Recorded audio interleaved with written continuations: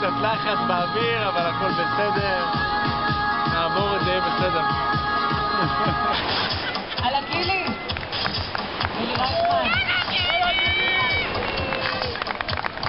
קדימה גילי!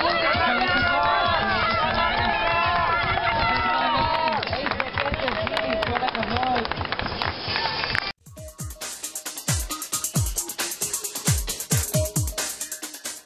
קודם כל אני לא מאמין. שידעו כולם, אני פשוט לא מאמין. אבל איך אומרים, חלומות מתגשמים, כמו בכוכב נולד. אז החלום שלי, לנצח בעוד בתל אביב, ראשון כללי, אין דברים כאלה. תזכרו.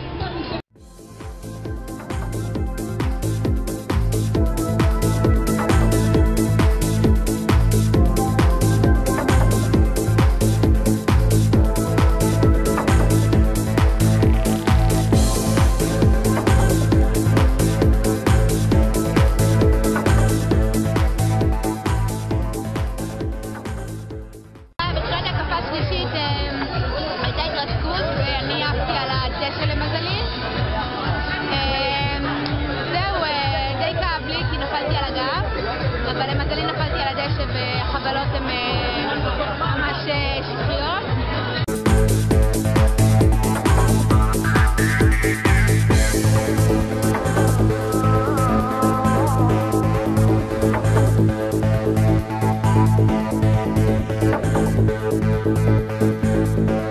זה היה מאוד גבוה וקצת פספסנו את הניווט בהתחלה.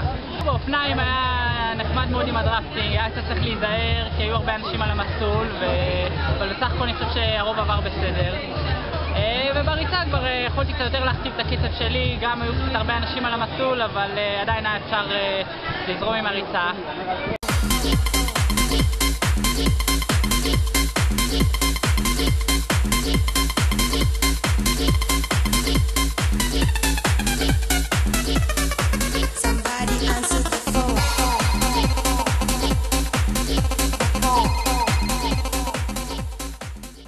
הייתה עבודה ממש סבבה, היה לי קצת יותר קשה כי זה אולימפי רביעי בחיים שלי, אז ככה נתתי להם למשוך טיפה יותר. ובריצה, אני יודע שגם באופניים הייתה איזו התהפכות אחת מאחורינו, אני לא בדיוק ידעתי מה. וזהו, והריצה, אתה יודע, נותנים מה שזה הכי פחות מסוכן ככה מבחינת בטיחות. והייתה לי ריצה מדהימה, אני ממש מבסוט על התחרות.